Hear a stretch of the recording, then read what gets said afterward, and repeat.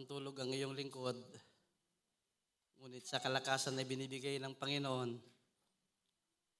I am very confident na can stay another 1 hour in this pulpit. Parang mas mahaba pa yata ito yung ginawa kong ito kaysa sa mga nakaraan. Ngunit ang Diyos ay mabuti kung kaya tayo ay narito sa umagang ito upang magsamba, magpurit, makinig sa kanyang salita, and may He bless me to bring this very message of His to His people. Let us pray.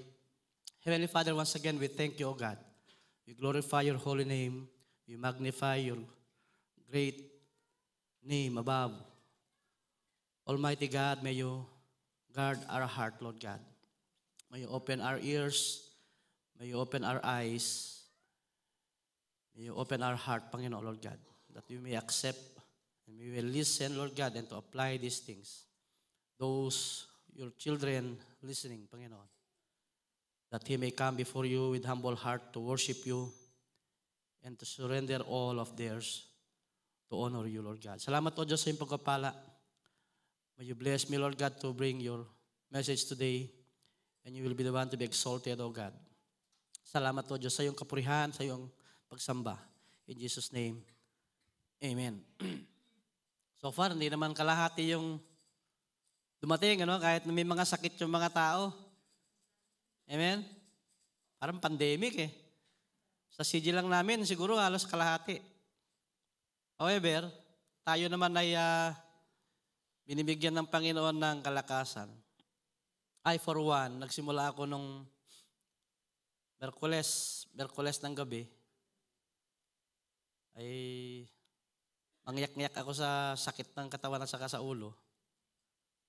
And last night, akala ko okay na ako. Ayun, magdamag ako nakadilat.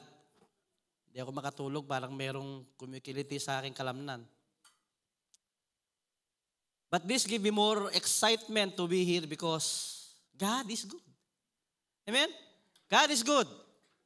Yan na yung mabuti kung kaya tayo ay napapasalamat and we'll always be excited. And at some point siguro dapat ma-pressure ako dahil wala si Pastor Jong and ako din nautusan sa Ras Al Khaimah. But then again, pag pinag-aralan ko yung sarili ko, parang it's not pressure anymore. It's an excitement to serve God. This undeserved service na ipinagkaloob niya sa akin ay aking pinapasalamatan sa Panginoon.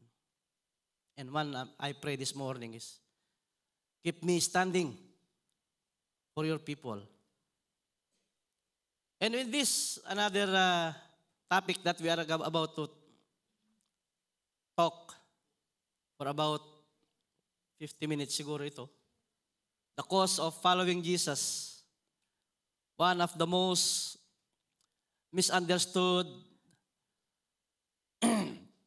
Bible teachings, or worse, made them getting away from Christ.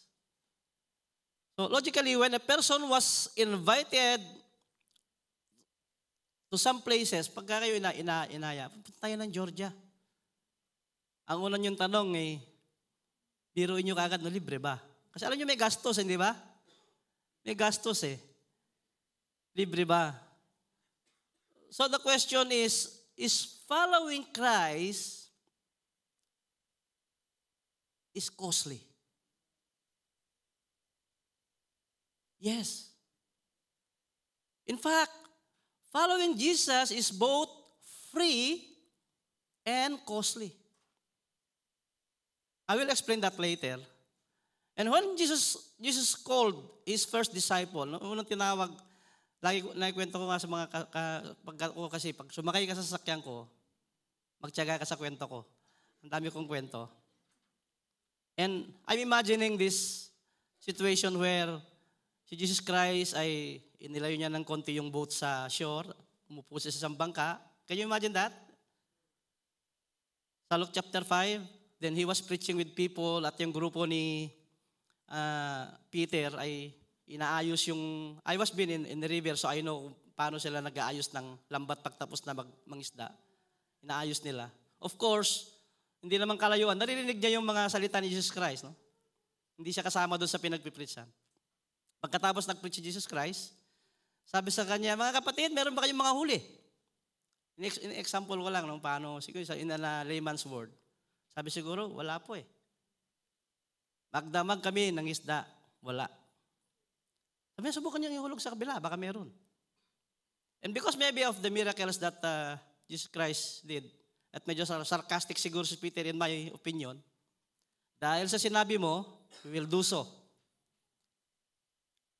And pag-angat nila, more than they can imagine, ang dami nung nahuli nila sa lambat. Halos mabutas yung lambat. At nagpatulong pa nga sila sa kapwa nila sa kabilang bangka. And then, makikita mo yung tugon ni Peter sa verse 8 in chapter 5. When Peter saw this, he fell at Jesus' knees and said, "Go away from me, Lord. I am a sinful man." We are all sinful. Amen? And Peter saw his self before God. In verse 9, sabi niya, "For he and all his companions were astonished at the catch of the fish they had taken, and so were James and John, son of Zebedee, Simon's partner." Then Jesus said to Simon, "Don't be afraid. From now on, you will fish people. You will fish for people." So they pulled out boats up on shore. And notice this. They left everything and followed him. Until today, I cannot imagine.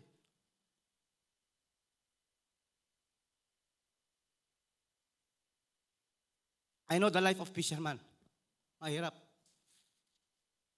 My wife, father was a fisherman. Diyan mo kinukuha yung kabuhayan mo. So logically, we need to understand that in His sovereignty and out of His holiness, He chose who He calls. You don't choose God. He chose you. Amen? Pinipili niya yung kanyang tinatawag. Hindi ikaw yung namimili sa Panginoon. So in position, this point of view, without realizing how doomed you are before God, like Peter saw himself, it will be hard for you to follow Christ. May tinatanging kang iba eh. We know very well the example of the Bible about the young rich man. Amen? When this young rich man approached Jesus Christ, sabi niya, "Teacher, what good things must I do to get eternal life?" Mataas ang hinihingi nito, eternal life kaagad. And Jesus Christ answered him straight away. "Why do you ask me about what is good? There is only one who is good. If you want to enter life, keep the commandments." Tanong pa siya, "Which one?" And Jesus replied, "You shall not murder. You shall not commit adultery. You shall not steal." So he straight away told what is 10 Commandments all about. The Mosaic Law. Then, ang sabi niya, "All this I have kept. What do I still lack?" Ano ba kulang ko? Ginawa ko na lahat to eh. And Jesus answered, "If you want to be perfect, go sell your possessions and give it to the poor, and you will have treasure in heaven. Then come, follow me." When the young man heard this, he went away sad because he had great wealth, and it's really hard for him to leave those. Kakalungkot. Now with this scenario, we can see that following Jesus is not that easy if we don't see the bigger picture of being with Him.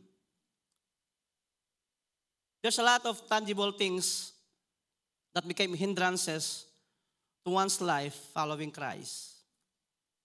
As I have told you a while ago, following Christ is free and costly depending on how you perceive the things in principle of following Jesus. Maraming tao ang nagkiklaim na sila ay mananampalataya ni Kristo. Amen? And if you ask them, are you 100% following Christ? Because the percentage-wise, it could not be 98%, 99%, 80%. It's either 0 or 100%. Not in between. You see, what happened to Peter and the other 3 disciples, as we go back in Luke chapter 5, verse 11, so they pulled their boats up on shore, left everything, and followed him. So you have to decide when God called you so. So the question must be, how much would cost you and me to follow Christ? Well, I have told you a while ago that following Christ is costly. And Jesus wants us to count the cost first before we follow Christ, which will raise big questions. How? How do we calculate? Paano natin bilangin? This is the same text that what the Lord Jesus Christ explained sa ating talata ngayong umaga as we go in verse 25 to 26 of Luke chapter 14. Ang sabi doon, the large crowds were traveling with Jesus, and turning to them, he said, if anyone comes to me and does not hate father and mother, wife and children, brother and sister, yes, even their own life, such a person cannot be my disciple. So without knowing this complete context of this statement, it will be so hard for a person to follow Christ. Isipin mo ang ginamit na salita, hate. So we have to see that salvation is both absolute free, yet it costs you your very life. You receive it freely at no expense to you. However, when you receive it, you have just committed everything you are before God. And you may protest. Is that a contradiction? How can something be both free and costly at the same time? Paano nangyari yun? So let me illustrate this. Suppose you have the desire to climb Mount Everest o yung mga gustong pumunta ng ng Nepal, may pagkakataon kayong mag-skip afterward, hindi kayo sasama pa uwi, punta kayo ng Mount Everest. Malapit na yan doon. But then again, it costs you $70,000. Pupunta ka? And to do it, sabi nung mayaman, bayaran ko na lahat ng gastos, pumunta ka. And of course, with your excitement, libre. Pumunta ka ngayon. So ano nangyari? Naisip mo, bira, kailangan ko magpalakas kasi akit ako ng bundok eh. So nag-hire ka ngayon ng trainer. Pumunta kayo ng gym, nagpalakas ka. So gagastos ka. Di ba? It's costly. And not even that. Pagdating mo sa Mount Everest, have you watched Cliffhanger? Have you watched the other, mountains climbing movies? Cost death. No? So it's free and yet it's very costly. So yes, verse 25 is very crucial to interpret what following Christ is all about. And great multitude going along with Him, marami ito na sumama sa Kanya. And Jesus was different. Large crowd did not fool him. Yan naman sa mga pastor sa Pilipinas, pag maraming sumusunod tuwan-tuwa yan, marami. Di ba? But Jesus Christ, you cannot fool him. Because somebody has been healed. Many people have fed 5,000. Before these verses, makita niyo doon, pinakain niya yung marami. But Jesus was not a false recruiter. He wanted to weed out those who followed him for superficial reasons. Because when the battle heated up, he knew that they would fall away and cause damage for his cause. So he turned to the great multitude and laid out this demand of discipleship. Salvation is not just a decision that a man can make, but it is the mighty power of God in raising a dead soul to eternal life. Ang sabi nga niya sa Philippians chapter 1 verse 6, God who began that good works in you will perfectly unto the day of Christ Jesus. The new life God impacts inevitably results a new way of life in accordance with its nature, namely growth in holiness. The seed of word will bear fruit unto eternal life. Hindi pwedeng hindi ka mamunga pag ikay isang mananampalataya. Can you see? I told you a while ago, the word given is hate. Extremely difficult. You have to understand this. So first of all, we must take this verse in the context of the chapter. Jesus is teaching his disciple, and like any good teacher, he gets his student thinking. In this case, he begins with the truth statement that is hard to understand. Yung katulad na ginagawa ni Brother Alvin dito. Ano ba sa inyo itong linggong to? Beginning of the week or end of the week? Hindi kayo makasagot kaagad, hindi ba? That's how it goes. He begins with a truth statement, and that he clarifies it with metaphor. So the truth statement is in Luke chapter 14, verse 26. If anyone comes to me and does not hate father and mother, wife and children, brother and sister, yes, even their own life, such a person cannot be my disciple. It seems that if you don't hate your family, you can be Jesus' disciples. Or is there more issue to this? To have a clearer understanding of what the Lord Jesus Christ is pointing out here is, in order to be a disciple, we must be willing to give up everything for Jesus. At the extreme level condition, following Jesus requires commitment and faithfulness. Even if our own parents choose not to follow the Lord, if any will face in pain to follow Christ, the choice is your loyalty must be to Him. Even your family members disown you, or worse, for being Christians, they ridicule you. Ang sabi nga ng Panginoon, di ba? Pag niridicule ka dahil sa akin, you are blessed.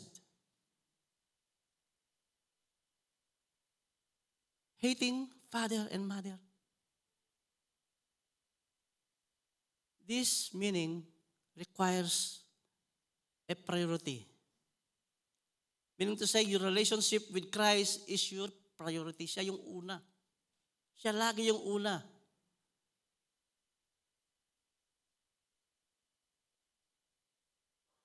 In any circumstances, you always examine yourselves. Pag meron kayong sitwasyon, ano inuuna mo? Anak mo, asawa mo, o ang Panginoon? then you can see where is your loyalty. What is priority in life? In fact, He is telling us to loving God more than yourself. Of course. Kaya nga, there's a song saying, the greatest love of all. Kinakanta nyo yan dati? Ano sabi niya doon? Loving your life, no? It is easy to achieve. Learning to love yourself, it is the greatest love of all. What a mockery type of song. Akala mo ang ganda-ganda na ng melody. The fact that the lyrics says differently. So, it's very contrast to what the Lord Jesus Christ is telling us. Ang sabi ng Panginoon, it's not loving yourself, it's loving God. So to many, this is a very offensive. And the same what the rich man young did. He went away and sad. Alungkot siya. So, hating yourself, meaning is to get rid of your old self, yung dating ikaw, yung lumang pinagagawa mo that directly attacking God. Your sinful nature, your desires, what is flesh desire? That should be changed. Mayroon dapat nagbago sa inyo na ang iyong pag-ibig, ang iyong desire now is Jesus Christ and His righteousness. And He added in verse 27 of chapter 14 in Luke, and whoever does not carry their cross and follow me cannot be my disciple. This is totally different to what they call prosperity gospel. Prosperity gospel is satanic.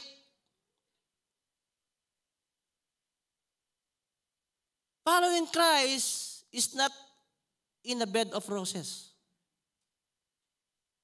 So this was earlier told in Luke chapter 9 saying, in verse 23 of Luke chapter 9, then He said to them, whoever wants to be my disciple must deny themselves and take up their cross daily and follow me. Hindi katulad ng renta na buwanan. Hindi katulad ng bayad sa school na taunan. Daily. This is the hard part. Many people are willing to give up with their own desire, with their self-gain, as they will see their self-gaining from Christ. The analogy is you already gained when you have this eternal life. So because thinking of temporary things in life without eternal value is in vain. So you will choose to keep what you have and not willing to surrender it. Katulad nung young man kanina, he chose to keep what he has. So following Jesus is more than a service that you are doing now. It's more than just going Sunday, every Sunday, it's more than just going to daily fellowship, Bible studies, and everything. It's your all. So following Christ is like what the very example that you have seen from Peter. But then again, these are all secondary. The main point is total surrender. Pag sinabi yung total surrender, kabuuan, walang labis, walang kulang. It's a total submission before God. The entire you, even your family, should be committed to Him alone. So what is denying yourself every day? How can you carry your cross daily as you deny yourself? How? Kapag nakakapagtiyaga ka sa mga panlilibak sa iyo, sa mga anumang pangungutya, yung mga nakakainis na sitwasyon. Sa mga pagkakataon, gusto mong mag-retaliate at nakapagtitiisan mo. At sinasabi mo, Lord, have mercy. Katulad ng ginawa niya, anong sabi niya? Father, forgive them for they do not know what they are doing. That is good example of dying to self. The logical point, however, is this is all in eternal value. Hindi dahil gusto mong marinig na, pakabait mo naman bro, napaka-humble mo. The glory belongs to God. Amen? So we see in Matthew chapter 16, verse 24 to 26, it says, Then Jesus said to his disciple, If anyone wants to come after me, let him deny himself and take up his cross and be following me. For whoever wants to save his life will lose it. But whoever loses his life for my sake will find it. Or what will a person be profited if he gains the whole world but forfeits his life? Or what will a person give in exchange for his life? It's not about earthly life anymore, my brothers and sisters. Do we hear this phrase, total depravity? Narinig na natin ito? The most hated doctrine? Total depravity means is a fallen state of human being as a result of original sin. So the doctrine of the total depravity asserts that the people are, as a result of that fall, not inclined or even able to love God wholeheartedly with his mind, strength, soul, but rather are inclined by nature to serve their own will, yung sarili mo lang, yung desire mo, at nire-reject mo yung rule ng Panginoon.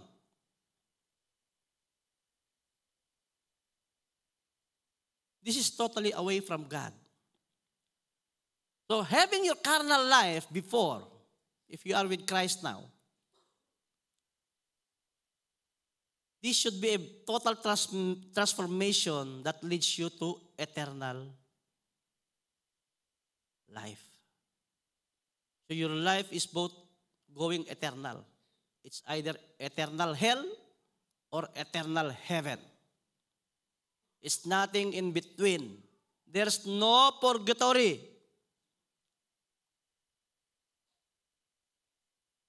So it is all by grace, my brothers and sisters. It's all by grace. Because when you think that you do something for your salvation, the grace has been denied. So this is the cost of following Christ. Your entire life has to be denied. Giving up your personal desire.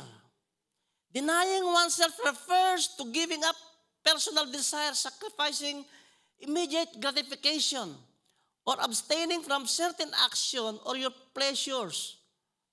It is an act of conscious resisting the impulse or foregoing one's wishes for the great good and personal growth or spiritual advancement. Denying oneself does not mean denying one's personality. Denying things, withdrawing from the world, hindi na ka na sa mundo. Okay? It means turning away from the way you've been doing. Yung mga pinagagawa mo noon na kalokohan, na wala sa Panginoon. And it continues putting out your new self, devoting it to Christ. So those who seek to control their own lives will be inevitable to be frustrated. Kaya nga, kikita mo pagka inaako mo yung kagalingan mo, mapapagod ka eh. Bandang uli, pag ikaw na nag-fail, lumong-lumo ka eh. Because you will not sustain your own capabilities. So a confident trust in God's providence is a foundational to contentment. So without truly trusting God of everything, you cannot surrender your life for Him. Tama? So following Christ in non-negotiable. Hindi ka makipag-negotiate. Okay, Lord, susunod ako sa iyo. Huwag mong gugutumin yung pamilya ko, Lord, sasama ako. No. You either deny taking up your cross daily or nothing at all.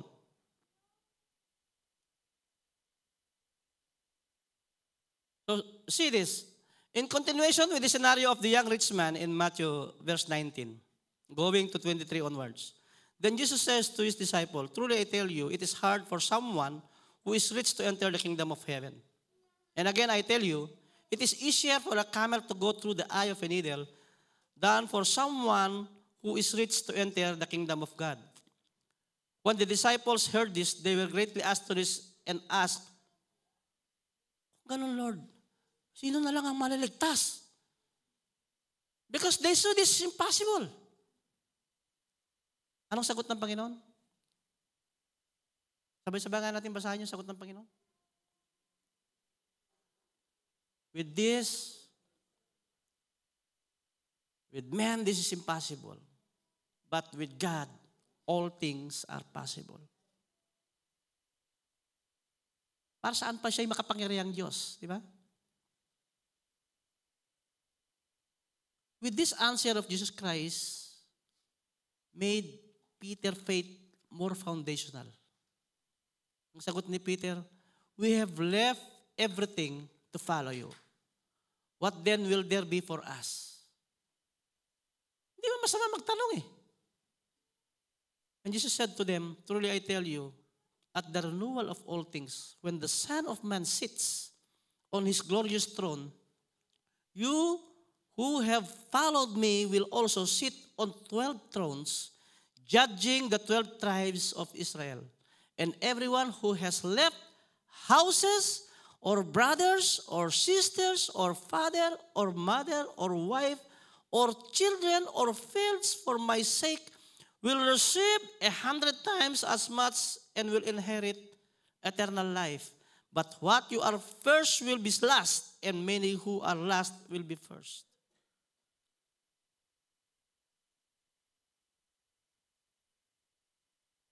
This is the reward of following Jesus. So in verse 28 to 30 of Luke chapter 14, as we continue, sabi niya doon, suppose one of you wants to build a tower. Won't you first sit down and estimate the cost to see if you have enough money to complete it? For if you lay the foundation and are not able to finish it, everyone who sees it will ridicule you, saying, these persons began to build and wasn't able to finish. Friday, one of engineering manager called me up because of this controversy estimates that we did. Nakita kasi nila yung kalaban is $116 million and we are 130. Sabi niya, tinawagan niyo ko personal, brother, can you explain to me what is your insight? Of course, I will show him my dismay. Sabi ko sa kanya, pag hindi tayo magtulong-tulungan, lahat ng effort natin, sayang lang yan. Maganda nga numero mo, hindi mo makukuha yung proyekto. Because you always save your money that you can use for the project. And what project you can get? Zero. You have to be tough and sharpen your pencil. Kahit manager siya, sasabihin ko sa kanya yun. So the analogy of building a tower is critical to become a true follower of Jesus. Because this requires particular to your foundation, your belief, your faith. So what is the foundation that Jesus is speaking all about? It's all about commitment and dedication. Commitment and dedication. Or dedication and commitment. Ikamamatay ko man, so be it. That's what he says. Only through commitment and dedication will a person have the wherewithal to complete the task of a perfecting spiritual life.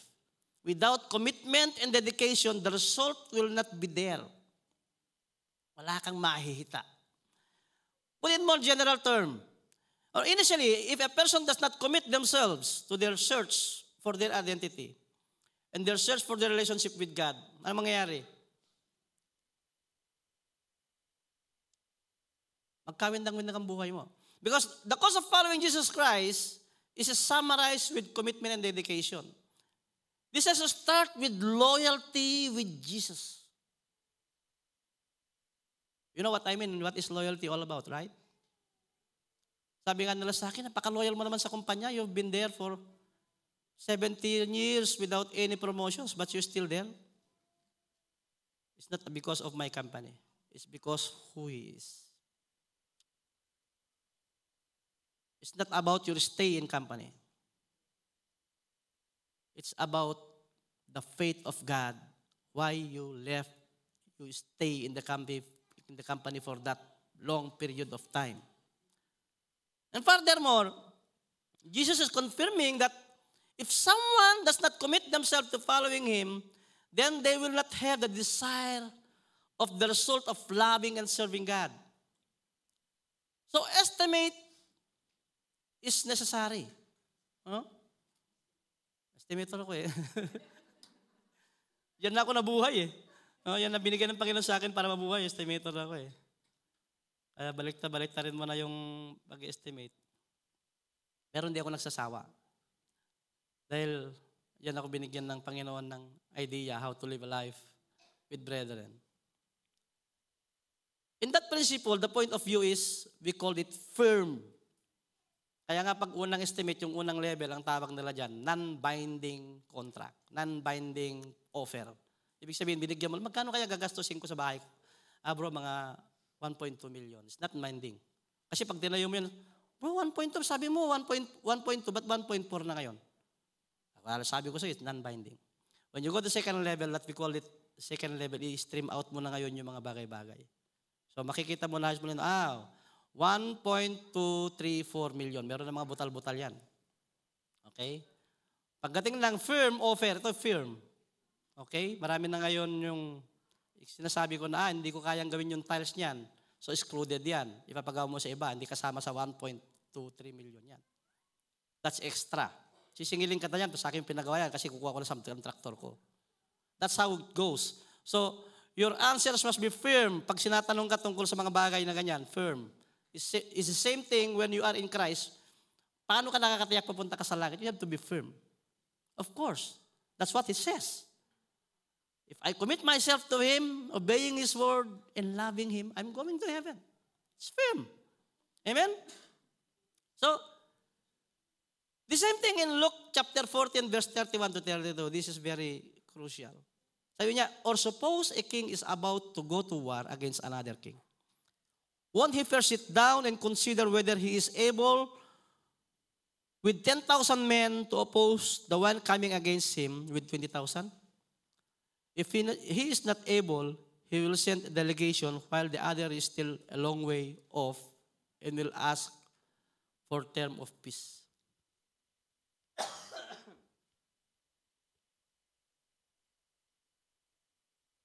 You know, I don't know why God also allows me to train in military combat. But this is very crucial. Learning from the Bible and compared to what I have learned first before reading the Bible in the past. Ngayon ko na-realize, dito lahat galing yung mga ideas nila. And I have told you a while ago, before, even Mao Zedong, which is in contrast to the military ideas, pinag-aaralan yung kanyang idea kasi ganun kaganda eh. Sabi niya, he always take advance against his enemy. Hindi ka lalaban ng parehas. Hindi ba? Sabi ni Mao Zedong, when the enemy advance, you retreat. Okay? When the enemy comes, you harass. So always take advantage. The same thing with Christ. Pag nakita mong may mga mahihinang mga tao na nangingi ng tulong, take the advantage to help them and bring the gospel to them. Ito yung mga pagkakataon na ito. This is the opportunities given that very rare. Kaya nga yung pandemic, I blessed these days before. I still can't imagine yung sasakyan ko punong-puno ng bigas, itlog, mantika, kung ano-ano pa. na makarating ko saan-saan, but not because I'm giving this food from the church. Because I know that I will pray for them. So a person without Christ is under rebellion with God. So unang-una, nung araw, and you are under rebellion with Christ because you are not with Him. Sabi nga niya, if you are not with me, you are against me. Hindi pwedeng meron. Walang meron kay Kristo. Walang meron. Pag sinabi niya, are you with me? Meron ako meron. Walang ganon. Sa sabong lang meron yun. Okay? So, really, have you realized war? Meron bang magandang binigay sa inyong war? Makita mo lang yung gera ngayon sa Israel o dun sa, ano nga ba siya? Russia and Ukraine. Kasi may mga kaopisyon akong taga-Ukraine. They are very devastated. They are longing for peace. So if God allows a person to be in reconciliation with Him, the blessing that you will receive first is peace. Kapayapaan agad na makukuha mong biyaya. Kasi you are being reconciled. Such a statement of peace is that it has the divine promise. It's about God's mercy and granting deliverance and freedom from all the stresses that we are undertaking every day and every night that we have experienced previously when we are not yet with Christ. So the message of salvation is called the gospel of peace. For the peace can only be the result of reconciliation with God, referring to the new relationship between man and God brought about the atonement. Diba? Yun ang mystery, no? Kaya panliligaw, kaya nga nililigawan mo yung isang tao. Kasi you are still at war against, wala nga kayong relasyon. So pag sinagot ka lang oo, the relationship starts. So true peace comes only through reconciliation with God, which Christ provides. And for us to go through His death on the cross, and by which He has given us the access to His very purpose in His glorious presence, and for us to stand until today and forever. And many people are searching for peace in wrong places, which eventually causes them worse struggle in life. So this is the truth. God is sovereign and man has the responsibility. Makapangyarihan ng Diyos at meron kang responsibilidad to respond back. We follow Jesus because He is our only hope.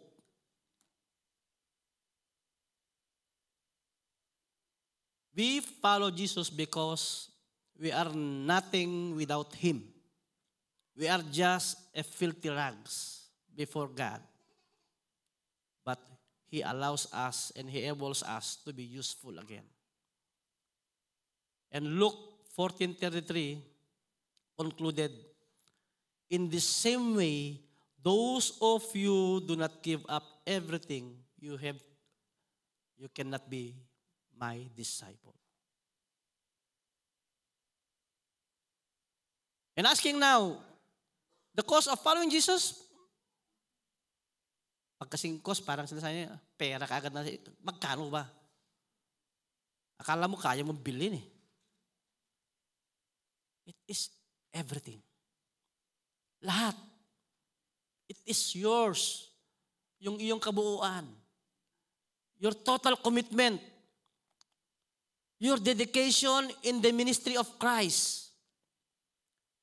You will give up yourself as a living sacrifice before God. As you take up your cross daily, in summary, the cost of following Jesus includes denying yourself and taking up your cross daily, surrendering your life and ways for God's will always be His ways, and giving up in control, in God's control, and surrender yourself to Christ in His Lordship, and prioritizing over other things. In other words, over all other things. Walang exception. So your total loyalty is required. Your total commitment and devotion to God required. Mabigat ba? Mabigat, no? Pag mabigat ang di mo kaya, you choose either heaven or hell. Very crucial. So my brothers and sisters, in Christ, having the opportunity to be with Christ should motivate us to commit everything before God and embrace the given journey, this given grace by God as we follow Him. This is urging us to more excited serving His people for His glory. And as I end up with chapter 6 of John, when the Lord Jesus Christ explained that He is the bread of life, in verse 25 onward of chapter 6 on John. Sabi niya verse 60, jump to verse 60, on hearing it, many of His disciples said, this is hard teaching. Who can accept it? I will not read anymore the John chapter 60 for you. Bibigay ko sa inyong assignment yan. Aralan nyo yung John chapter 60, ang ganda. It's about talking in the manner given by God to people. And now, Jesus Christ telling them na hindi naman si Moises ang nagdala sa inyo ng pagkain, but God, my Father in heaven. And now, that manna is me. I am the bread of life. Kung hindi ka kakain sa aking laman at iinom sa aking dugo, hindi ka sa akin. And it's very offensive in their times because that is cannibalism. Ang hirap kasi ng pick up ng mga taong to. Hindi nakikinig. In verse 61, sabi niya, aware that these disciples were grumbling about this, Jesus said to them, does this offend you? In verse 62, then, what if you see the Son of Man ascending to where He was before? The Spirit gives life, the flesh counts for nothing. The words I have spoken to you, they are fully of the Spirit and life. Yet, there are some of you who do not believe. For Jesus had known from the very beginning which of them did not believe and who would betray Him. He went on to say, this is why I told you that no one can come to me unless the Father has enabled them. Wala ka namang kakayanan sumunod sa Panginoon sa iyong sariling kakayanan lang. You are just allow it to happen.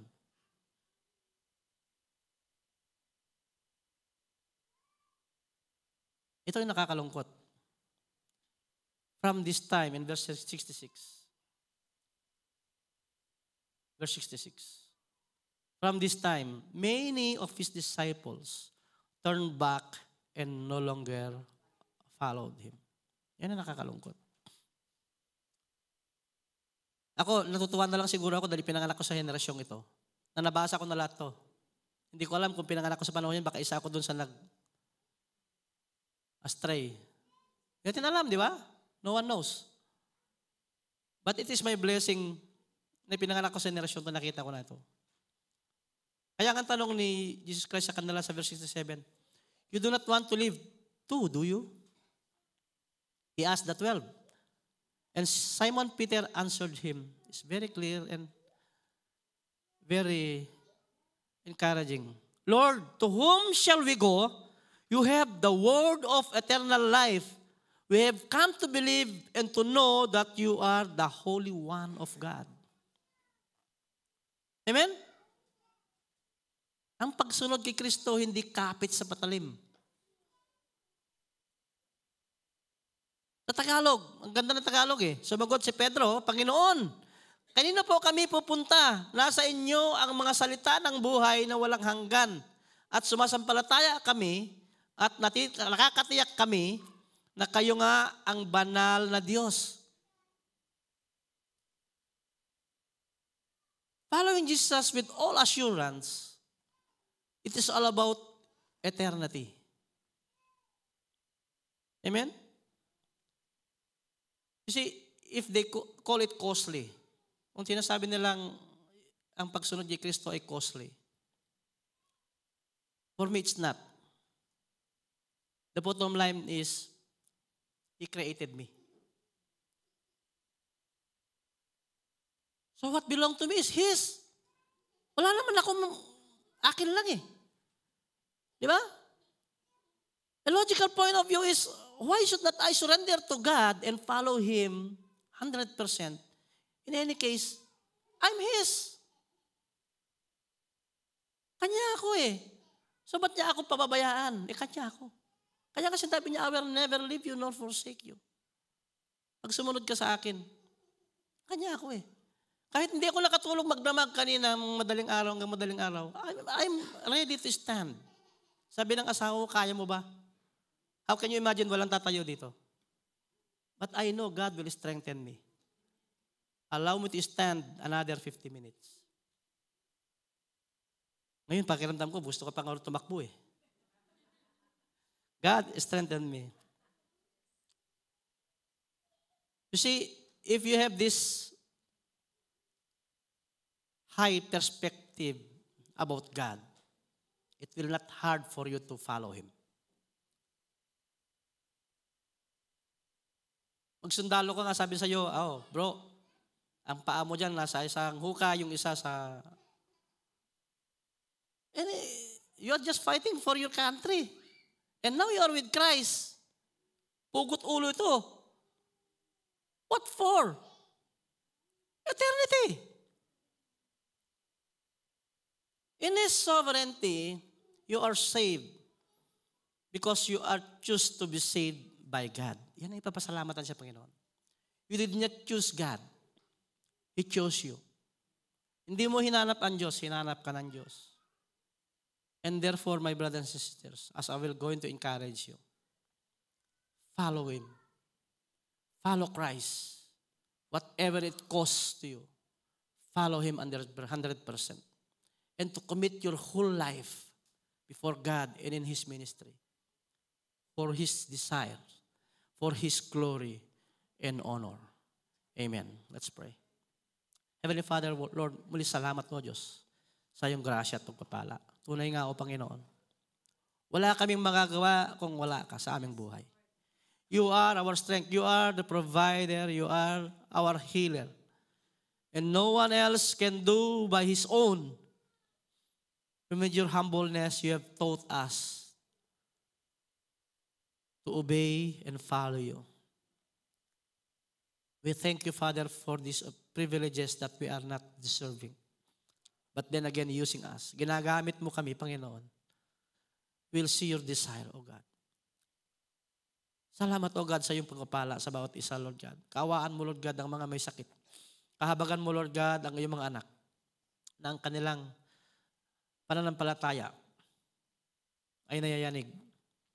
Ganun pa man, strengthen them, Lord, as our only hope is you. Wala na kaming ibang pangahawakang pag-aasa, kundi ikaw lamang. And we are living with high confidence because of you alone. Because of Christ alone. You bless us, Lord God, today. And in the ministry, Panginoon. Salamat, O Diyos. And we also remember, Lord God, ang mga kapatid po namin nasa India, Panginoon, doing the job that you are asked them to do. We thank you, Father, for that privileges na binibigay mo sa kanila for your own glory. May your name be glorified and may your name be honored, O God. In Jesus' name, amen and amen.